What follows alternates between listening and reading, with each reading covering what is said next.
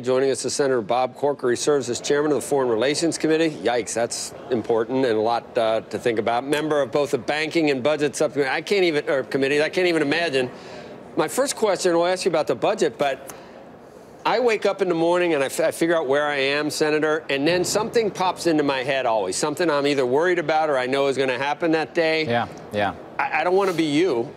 Because there must be a lot of stuff, and not much of it very good, I would think, with the current state of affairs. But was it the budget that you first thought about when you woke up this morning? Honestly, what was it?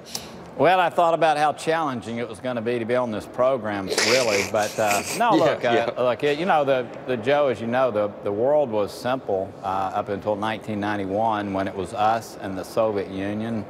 Everybody understood where the others were, and the world was aligned around that. The world is far more complex today and far more difficult. Fortunately, we do have, I think, a great national security team working on these things, and it's a privilege for me to be able to work with them and others to try to deal with these complexities.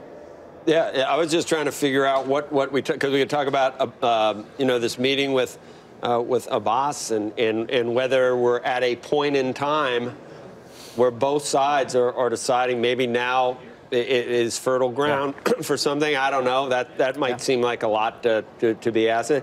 And then, also on your plate, you got this budget, which the Democrats are crowing about. And then, I don't know, I just saw Gary Cohn say that there are going to be enough votes for an Obamacare repeal when the latest I read was some of these moderate guys that were supposed to be on board, they're off board again. Yeah. So there's so many things going on. That's why I said you got to be multitasking at all times.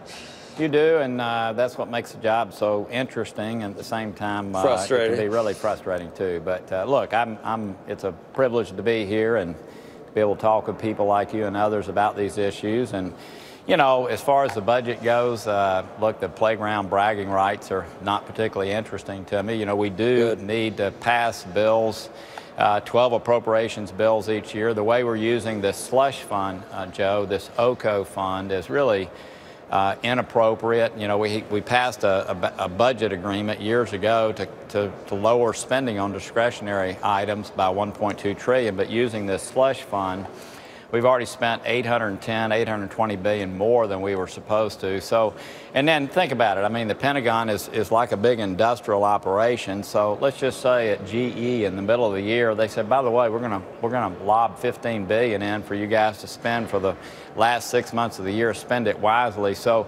it really is a broken process. And what we're doing when we get 3 or 4 staffers in the room at the end to really make the deal, what we really are doing is sending our young kids over the cliff as we spend more money than we should. So it is a broken process.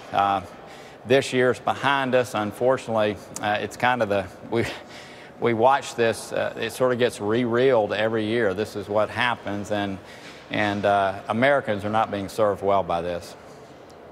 You're going to vote against the omnibus still, Senator? I am, Joe. I mean, I'm sorry, I'm one of the few guys left around here, I think, that cares about our fiscal issues. And I realize we're in a party time atmosphere here now, but I'm sorry, I just cannot support it. So throw tomatoes at me if you will. It has nothing to do with who won, who lost. I could care less about that. What I do care about is the long-term fiscal situation in our nation, and this bill doesn't appropriately deal with that. What do you do then, Nick? Because I think you took issue with calling something a good government shutdown, also, and you don't want to change any filibuster rules. So it seems like you're not leaving anything as a way to get to where we need to be. Oh, absolutely. Look, I think giving the military a long run where they've got over the next 5 years knowledge of where they're going to be, offsetting that with other spending reductions, which is the way this is supposed to work. Absolutely, that is the path forward. And Joe, you cannot take 70% of our spending off the table. I mean, you just cannot do that. I'm sorry. It's not only where all the money is; it's where all the growth and spending is. Right. And if you've got a Congress and a president that says, "Hey, we're not touching Any of this, I'm sorry, this is not going to be part of our process. What you're really doing is saying we have no desire to solve our nation's fiscal issues. So look, I've been consistent on this, Joe. It's not, you know, I'm not waking up today with this. It's just, you know, we're not going to deal with it. I'm not going to vote for things that I know are just an obfuscation of our responsibilities, and, you know, that's the way it is. It's not something that's a newfound place for me to be. So, I mean, we only got a minute left. What do you think? I mean, you're not in the House, obviously, but you hear things. Is there no way they got 22 against and 20 undecided? Yeah. So how does that mean? How does Gary Cohn say they've got the votes? Yeah. First of all, I've got a lot of faith in Gary Cohn. I'm glad he's at the White House. And, you know, most of us over here in the Senate are, I think, sort of tuned out to what's happening in the House right now. If they pass something over, then we'll deal with it. But, you know, the daily machinations of, you know, moderates in, conservatives out, conservatives in, moderates out. I mean, I don't even know what's in the bill over there. We've totally turned the volume off until something comes over. When it does, if it does, then I think there's a group of responsible people over here that will try to reshape the bill in such a fashion that it deals with our nation's health care issues in an appropriate way. And I do think the pause, and I've shared this with our president, the pause has been something that's been good. I think that, Joe, this was never about health care reform, and I think people are figuring this out. This whole move in the front end of our Congress was never about health care. It was all about tax reform. You and I have talked about this in the past, and so now at least people are looking at this as a serious policy that does affect Americans. So, Senator, you know, a lot of times you got to accept the good with the bad, and I know you've said a couple of times that you wish someone would take President Trump's iPhone away from him. I mean, aren't there some time, at least with me, some of his tweets, it's like, oh, I'm so glad you said that. I mean, some of it, it's so cathartic. Even the answer to Hillary's drivel in the last couple of days when he comes out and says, oh yeah, so Comey was not good for you, really?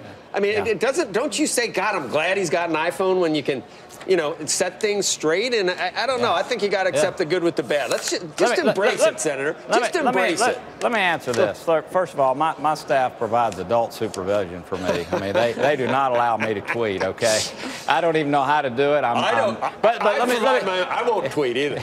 Let me. If I could say this, I had dinner with the president last Tuesday night, and you know, one-on-one.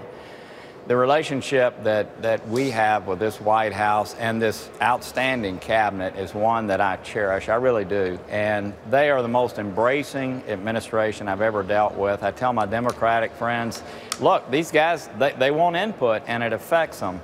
I do think that somehow, in spite of the incredible talent they have in this cabinet, and just a host of really talented people within the White House, that isn't working yet for them. It's almost, a lot of times in government, you take 2 steps forward and 1 step back. It's just the way it is. So far, it's been 1 step forward and 2 steps back, and I do think that these little interjections are harmful to him, which all of us as a country, whether you're Republican or Democrat, should want him to succeed. I mean, our nation, as you mentioned on the front end, has so many difficult issues to deal with, and words matter, and they affect whether it's embracing Erdogan, you know, when he wins. I mean, those things matter. They affect our allies. They affect people out on the battleground, and I think he's realizing that. But you know, again, I appreciate the relationship. I'm sorry, I respond in a direct way too when people ask me questions.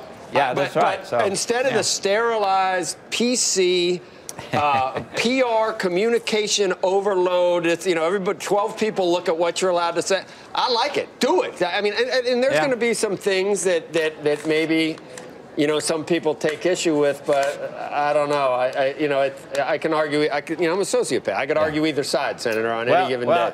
I would say tweet out those direct, honest things that help move policy ahead, and don't tweet out. And that's why I would get back to adult supervision. You know, they don't even let me carry my passport when I travel, and, you know, a little adult supervision helps. See you later. Thanks a lot. Yes, sir. All right, Senator. I still, leave my Twitter feed on just in case I see something. Maybe I just like to see it. Maybe it's just. Well, you just want to be. Look, you're ADD. You want to be entertained. I want to be entertained. Advanced policy. Right. And I like sticking it to people that deserve to get it stuck to. And I think he does that pretty well. Yeah. Those stickies come around every. They come back around. You so can maybe it's not good to do that. You can become the sticky instead of the sticker. All right. That's right. All Thanks, right. Senator. See you later. Nice Yes, sir. Thank you.